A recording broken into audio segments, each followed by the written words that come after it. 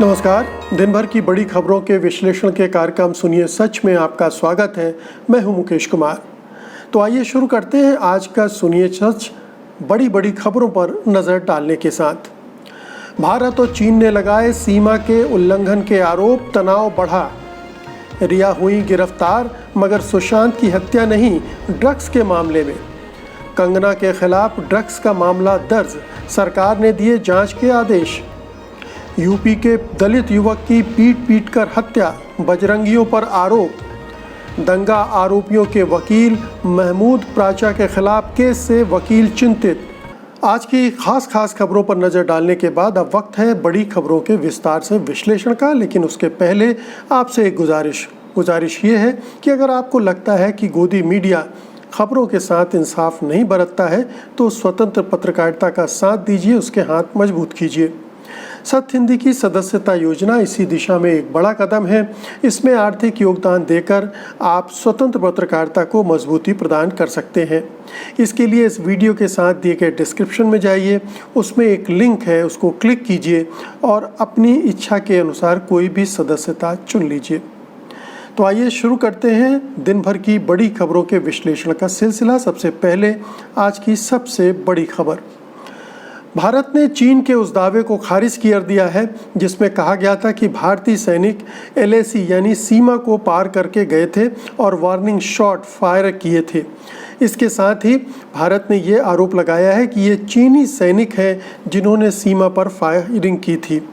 पहले चीन ने दावा किया था कि भारतीय सैनिकों ने सोमवार को लद्दाख में पेंगोंग सो झील के पास फायरिंग की।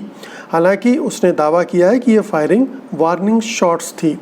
बता दें कि भारतीय सेना द्वारा पेंगोंग सो झील के दक्षिणी किनारे की एक अहम चोटी पर कब्जा कर लिए जाने के बाद यह क्षेत्र काफ़ी संवेदनशील हो गया है। इस क्षेत्र में दोनों देशों की सेनाएं आमने सामने हैं। भारत की ओर से जारी बयान में कहा गया कि भारतीय सैनिक वास्तविक नियंत्रण रेखा यानी LAC के पार नहीं गए और वे अपनी सीमा में थे।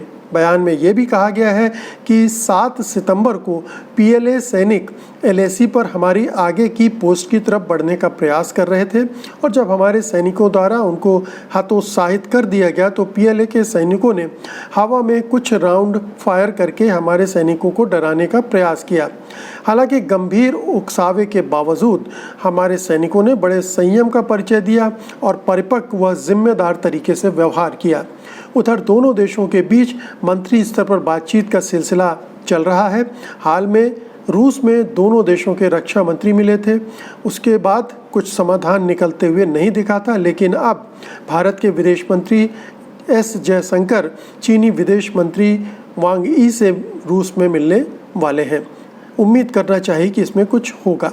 तो सीमा पर तनाव दिनों दिन बढ़ता जा रहा है और ये अब चीन भी अपनी तरफ से इस तरह के दावे कर रहा है, इस तरह के आरोप लगा रहा है कि भारतीय सेना LAC का उल्लंघन कर रही है, वार्निंग शॉट्स फायर कर रही है। तो ये बताता है कि अब चीन भी और आगे बढ़कर दबाव बनाने की कोशिश कर रहा है। सीमा पर जो भी स्थिति है बहुत नाजुक है, बहुत संवेदनशील है और कोई भी छोटी सी हरकत बड़ी झड़प में तब्दील हो सकती है। ये जो विदेश मंत्री हैं, रक्षा मंत्री हैं और जो दूसरे सैन्य मामलों के विशेषज्ञ हैं इसी तरफ इशारा कर रहे हैं कि खतरा लगातार दिनों दिन बढ़ता जा रहा है, तनाव में वृद्धि हो रही है। रक्षा मंत्री राजनाथ सिंह अभी रूस में रक्षा मंत्री चीन से मिले थे, लेकिन उससे दोनों के बीच में ऐसा लगता है कोई गतिरोध था और कोई समाधान निकलने की संभावना नहीं बनती दिखी थी। अब S जयशंकर भी वांग यी से मिलने जा रहे हैं। उम्मीद तो की जा रही कि किसी तरह से कोई रास्ता निकलेगा और रास्ता इसलिए निकलने की संभावना ज़्यादा दिख रही है क्योंकि अब ऐसा लगता है कि रूस इसमें सक्रिय भूमिका निभा रहा है। रूस कहीं बीच बचाव, हस्तक्षेप, दखल देकर दोनों पक्षों को करीब लाने की कोशिश कर सकता है। रूस के प्रति भारत का विश्वास हमेशा से रहा है, वो उसका मददगार रहा है, वो पुराना मित्र रहा है और चीन के साथ भी रूस के संबंध अभी कहना चाहिए किसी भी दूसरे देश के मुकाबले सबसे बेहतरीन है।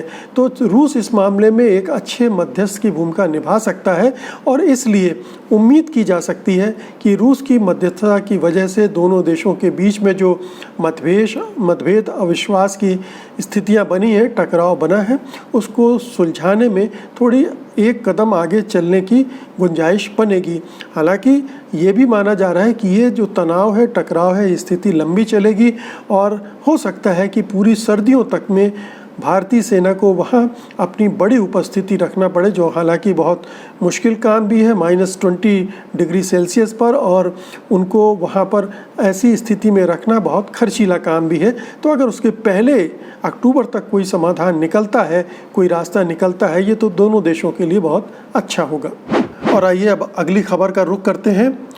नारकोटिक्स कंट्रोल ब्यूरो यानी NCB ने फिल्म अभिनेत्री रिया चक्रवर्ती को मंगलवार को गिरफ्तार कर लिया है। NCB ने कहा है कि रिया को व्हाट्सएप चैट और दूसरे आरोपियों के बयानों के आधार पर गिरफ्तार किया गया है। इस मामले में ये 10वीं गिरफ्तारी है। इससे पहले NCB ने रिया के भाई शौविक चक्रवर्ती और सुशांत के हाउस मैनेजर सैमुअल मिरांडा को 4 सितंबर को गिरफ्तार कर लिया था। NCB ने शौविक और सैमुअल के घरों पर छापेमारी की थी और दोनों को पूछताछ के लिए ले गई थी। शौविक का एक व्हाट्सएप चैट भी मीडिया में आया था जिसमें वो ड्रग खरीदने की बात कर रहा है और वो ड्रग माफिया जैद विलातारा का नाम भी लेता है। विलातारा को NCB पहले ही गिरफ्तार कर चुकी है। हालांकि रिया कह रही हैं कि उन्होंने सुशांत के लिए ही गांजा मंगाया था। वो कई बार बता चुकी हैं कि सुशांत गांजा पीते थे और वो उनको रोकने की कोशिश करती थी, लेकिन सुशांत नहीं मानते थे। बता दें कि इस केस में एक के बाद एक नए मोड़ आ रहे हैं कि इस केस में रिया को शुरुआत में सुशांत की हत्या का दोषी साबित करने पर सभी का जोर रहा था, लेकिन फिर अचानक ये ड्रग्स का एंगल लाया गया और सारा फोकस ड्रग्स पर आ गया और अंततः ड्रग मामले में रिया को गिरफ्तार कर लिया गया। वहीं दूसरी ओर रिया ने सुशांत की बहन और राम मनोहर लोहिया अस्पताल के डॉक्टर के खिलाफ FIR दर्ज कराई है। रिया ने आरोप लगाया कि उनकी बहन ने अवैध दवाओं की फर्जी पर्ची बनवाकर सुशांत को दी थी, जिन दवाओं को लेने के बाद सुशांत की दिक्कतें बढ़ गई थी। इसके अलावा रिया ने सुशांत की बहनों पर ही आत्महत्या के लिए बढ़ावा देने का आरोप भी लगाया है। इसका जिक्र भी FIR में किया गया है। तो लगातार एक के बाद एक कॉन्स्पिरेसी थ्योरी, षड्यंत्र के नए नए एंगल ढूंढकर जोड़े जा रहे हैं। अब पूरा मामला, अब देखिए कि जो जांच एजेंसियां हैं वो भी सुशांत की हत्या से हटकर ड्रग्स के एंगल पर काम करने लगी हैं। तो ऐसा लगता है कि जो जांच एजेंसियां वो भी दिग्भ्रमित हैं। उन्हें पता नहीं है कि दरअसल वो किस बात की जांच करने वहां गई हुई हैं या उन्हें किस बात की जांच करने की जिम्मेदारी सौंपी गई है।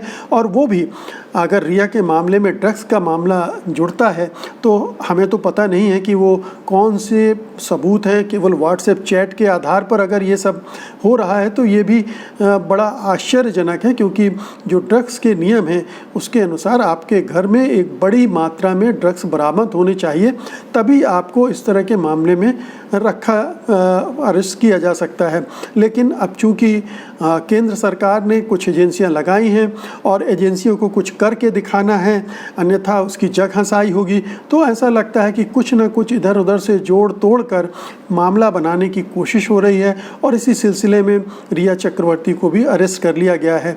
अब यही सिलसिला अगर आगे बढ़ा तो रिया चक्रवर्ती की जो FIR हुई है उसके आधार पर सुशांत की बहन प्रियंका सिंह की भी गिरफ्तारी की जा सकती है। अगर ये इसी तरह से मामले आगे बढ़ते रहे और राजनीतिक हस्तक्षेप केंद्र सरकार का इस पैमाने पर वहाँ होता रहा तो ये मामला कोई भी मोड़ ले सकता है। लेकिन कुल मिलाकर ऐसा लग रहा है कि इस तरह की स्थितियां बन रही हैं जिसमें ड्रग्स के मामले पर अब ज़्यादा जोर दिया जा रहा है। अफसोस की बात यह है कि रिया चक्रवर्ती जैसी पढ़ी लिखी महिलाएं भी, अभिनेत्रियां भी ऐसे व्यक्ति के चंगुल में कैसे फंस गई जो ड्रग्स लेता है, ऐसे लोगों के साथ क्यों जुड़ गई जो इस तरह से गांजा पीता है और मानसिक रूप से भी रोगी रहा है। तो ये महिलाओं के लिए, इन अभिनेत्रियों के लिए भी एक सबक है कि वो कैसे लोगों के साथ अपने रिश्ते नाते बनाती हैं। अगली खबर का रुख करेंगे जो कि फिल्म अभिनेत्री कंगना रनौत से जुड़ी हुई है। उनकी बयानबाजी के बाद महाराष्ट्र की उद्धव ठाकरे सरकार सख्त हो गई है। कंगना के एक्स बॉयफ्रेंड अध्ययन सुमन ने एक इंटरव्यू के दौरान ड्रग लेने को लेकर कंगना का नाम लिया था। ये वीडियो कुछ दिनों से सोशल मीडिया पर वायरल हो रहा है। अध्ययन ने दावा किया था कि कंगना ने उनसे भी ड्रग्स लेने के लिए कहा था।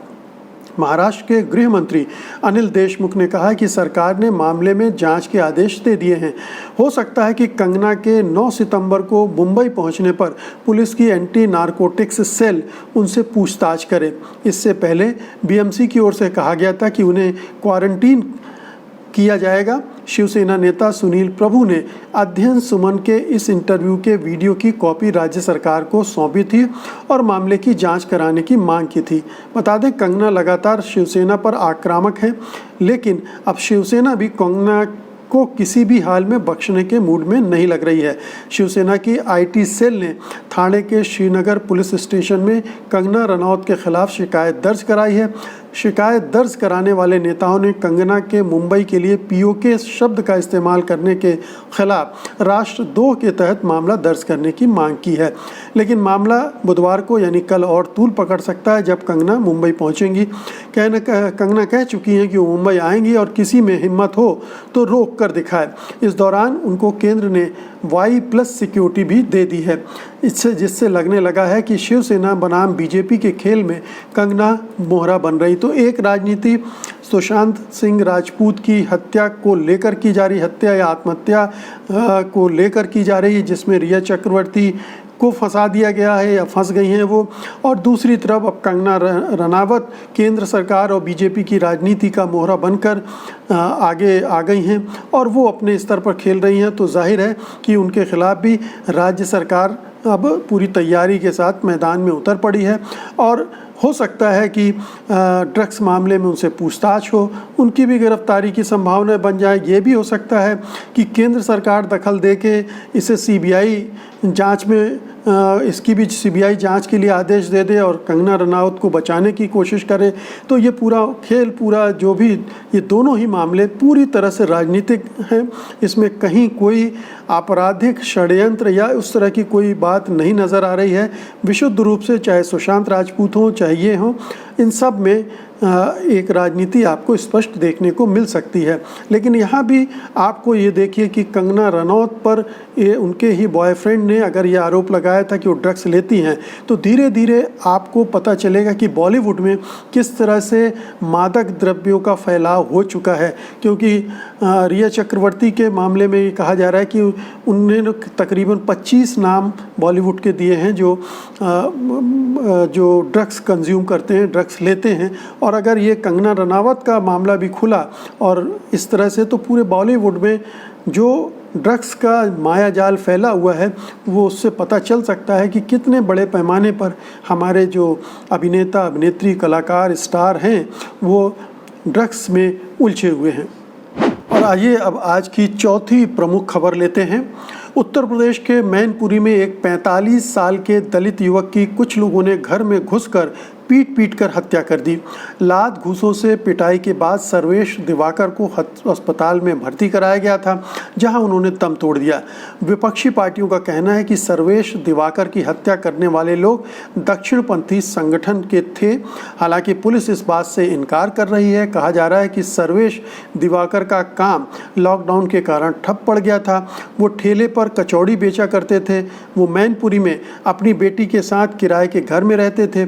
उनकी 16 वर्षीय बेटी घरों में काम करती थी और इलाके के एक स्कूल में पढ़ती भी थी। कुछ दिन पहले ही दिवाकर ने अपनी बेटी को रिश्तेदारों के यहाँ रहने के लिए भेज दिया था, क्योंकि कहा जा रहा है कि कोरोना महामारी की वजह से उनकी हालत, उन्हें उसकी नौकरी चली गई थी और खर्चा उठाने की में दिक्कत महसूस कर रहे थे।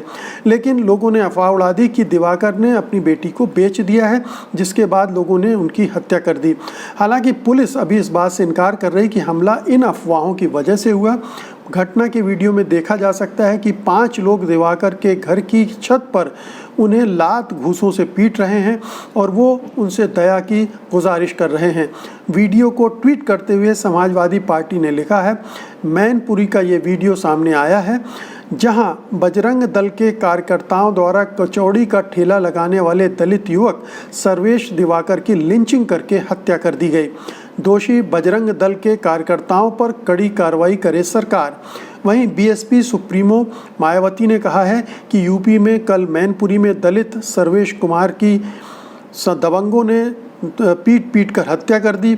इसी प्रकार महाराजगंज में गोविंद चौहान, शाहजहांपुर में राजवीर मौर्य, बरेली में वासिद, कुशीनगर में सुधीर सिंह तथा बांदा में विनोद गर्ग की गोली मारकर हत्याएं की कर दी गई हैं और ये घटनाएं बहुत दुखद हैं। तो उत्तर प्रदेश में लगातार इस तरह की घटनाएं घटित हो रही हैं। ख़ासतौर से दलितों पर निशाना साधा जा रहा है। दलितों की मजबूरी है कि उनको कहीं से कोई संरक्षण नहीं मिलता है और जो दबंग हैं उन्हें पुलिस, प्रशासन, सरकार, राजनीतिक दलों इन सब के संरक्षण मिलते हैं और वो इस तरह की हरकतों में बहुत ज़्यादा इन्वॉल्व हो रहे हैं। एक के बाद एक घटनाएं आ रही हैं। हालांकि दलितों के अलावा भी दूसरे समुदायों, जातियों के लोगों की हत्याएं हो रही हैं। उनमें ब्राह्मणों की संख्या अच्छी खासी है। दूसरे जो जातियों के हैं, पिछड़ी जातियों के, दलित जातियों को, उनको भी निशाना बनाया जा रहा है। अब इस मामले में पुलिस कह रही है कि बजरंगियों का हाथ नहीं है, दक्षिणपंथी दलों के संगठनों का हाथ नहीं है। लेकिन ये चूँकि उत्तर प्रदेश की पुलिस है, योगी सरकार की पुलिस है, तो जाहिर है कि वो दक्षिणपंथी संगठनों को बचाने की कोशिश करेगी। लेकिन अगर समाजवादी पार्टी ने इस तरह से जो बयान जारी किया तो ऐसा नहीं है कि बिना किसी आधार के किया होगा। ये उनकी शनाख्त होनी चाहिए कि ये कौन लोग हैं और ये इस तरह के संगठनों पर प्रतिबंध लगाने की दिशा में सरकार को सोचना चाहिए, क्योंकि ये अतिवाद की तरफ जा रहे हैं, सारे कानून अपने हाथों में ले रहे हैं, मॉब लिंचिंग में इस तरह से हिस्सेदारी कर रहे हैं और इस तरह से हत्या, बलात्कार जैसे अपराधों में संलग्न पाए जा रहे हैं। तो बहुत ज़रूरी है कि कड़ी कार्रवाई करें। लेकिन उत्तर प्रदेश में चूँकि माहौल ऐसा बन गया है कि जहां सरकार कुछ करते हुए नहीं दिख रही है और अपराधों का सिलसिला थम नहीं रहा है। अगली खबर लेते हैं। दंगे के आरोपियों के केस लड़ने वाले प्रसिद्ध वकील महमूद प्राचा के खिलाफ केस दर्ज कर लिया गया है। वे दंगों से जुड़े कई मामलों में आरोपियों की ओर से पैरवी करते रहे हैं। दिल्ली की एक अदालत ने 22 अगस्त को प्राचा के खिलाफ उन आरोपों की जांच के आदेश दिए थे जिनमें उन पर धोखाधड़ी के आरोप लगाए गए थे। जिस मामले में प्राचा के खिलाफ एफआईआर दर्ज की गई है उसमें शिकायतकर्ता के बयान से छेड़छाड़ का आरोप लगाया गया है। इसी को लेकर कई वकील चिंतित हैं। द हिंदू की रिपोर्ट के अनुसार एक वकील ने कहा, कोर्ट में कोई भी जांच में गड़बड़ियों को लेकर निडर और आक्रामक होकर बोलने से पहले 2 बार सोचेगा। स्पष्ट रूप से कोई भी तथ्य तो रखेगा, लेकिन वो चाहेगा कि उस पर ध्यान न जाए। रिपोर्ट के अनुसार दंगों से जुड़े कई मामलों की पैरवी कर रहे एक अन्य वकील ने कहा, इसको लेकर अधिकारियों से बात हुई थी और फैसला किया गया था कि हम शांत रहेंगे और हमारे खिलाफ कोई कार्रवाई नहीं की जाएगी। हालांकि कई वकील ऐसे भी हैं जो कहते हैं कि उन्हें इससे कोई फर्क नहीं पड़ेगा और वे निडर होकर इसकी कार्रवाई पैरवी करते रहेंगे। तो ये बहुत ही चिंताजनक हालात हैं कि जो वकील दंगों के झूठे आरोपों में फंसाए गए हैं उनके बचाव के लिए अगर वो अदालत में रुख करते हैं, खड़े होते हैं, तो उनको ही किसी न किसी मामले में उलझाकर, फंसाकर, उनके खिलाफ कोई केस बनाकर उनको ही कटघरे में खड़ा कर दिया जाएगा और उनके लिए एक तरह का ऐसा आतंकित और डर पैदा करने वाला माहौल बनाया जा रहा है ताकि वो ऐसे मामलों को हाथ में लेने से बचें, घबराएं। ये जाहिर है कि ये दिल्ली पुलिस की टैक्टिस है, ये हथकंडे हैं दिल्ली पुलिस के। ये गुजरात मॉडल का ही एक रूप है। गुजरात में भी गुजरात दंगों के बाद वहाँ की सरकार, वहाँ के प्रशासन ने इसी तरह से अदालतों में अपने जो दंगाई थे उनको बचाने के लिए और जो दूसरे समुदाय के जिन पर दंगे के झूठे आरोप लगे थे उनको फंसाने के लिए इस तरह से काम किया था। और लगता है कि वही मॉडल यहाँ इस्तेमाल किया जा रहा है। वकीलों को एक तरह से धमकाया जा रहा है कि आप इनके मामले हाथ में न लें, इनके मामलों को ठीक ढंग से न लड़ें। तो ये एक न्याय पूरी न्यायपालिका के ढह जाने का इससे खतरा पैदा हो गया है, क्योंकि अगर वकील ऐसे मामले नहीं लेंगे तो जो झूठे मामलों में फंसाए जा रहे हैं वो अपना बचाव किस तरह से करेंगे। तो एक बहुत ही चिंताजनक माहौल बन रहा है। वकीलों को एकजुट होना चाहिए, सामूहिक रूप से इसका प्रतिरोध करना चाहिए और इस तरह की चीज़ों को इजाज़त नहीं देना चाहिए। बार काउंसिल हैं, उन्हें एकजुट होना चाहिए और इसके खिलाफ आवाज़ उठानी चाहिए। अन्यथा पुलिस जिस तरह से दिल्ली पुलिस काम कर रही है उसमें कुछ समय बाद किसी के लिए भी न्याय हासिल कर पाना असंभव हो जाएगा। और अंत में कोरोना से जुड़ी ताज़ा तरीन जानकारी आपको दे दें। भारत में कोरोना संक्रमितों की संख्या 42,84,000 के पार चली गई है। रूस ने आम नागरिकों के लिए वैक्सीन को जारी कर दिया है, यानी वहाँ आम नागरिक अब वैक्सीन लगाने लगेंगे, उनको लगाई जाने लगेगी। दुनिया में संक्रमितों का आंकड़ा 2,73,00,000 के पार चला गया है। तो दोस्तों, ये थी आज की प्रमुख खबरें, बड़ी खबरें और उनका विश्लेषण। उम्मीद है कि आप इसे पसंद करेंगे, लाइक करेंगे, शेयर करेंगे और जिन मित्रों ने अभी तक इस चैनल को सब्सक्राइब नहीं किया है वो सब्सक्राइब भी करेंगे। अब मुझे अनुमति दीजिए, कल मैं फिर हाजिर हूँगा कल की बड़ी खबरों के साथ, उनके विश्लेषण के लिए। तब तक के लिए मुझे इजाज़त दीजिए। नमस्कार। सत्य हिंदी के और वीडियोस को देखने के लिए हमारे YouTube चैनल को सब्सक्राइब करें और सीधे नोटिफिकेशन पाने के लिए बेल आइकन दबाएं।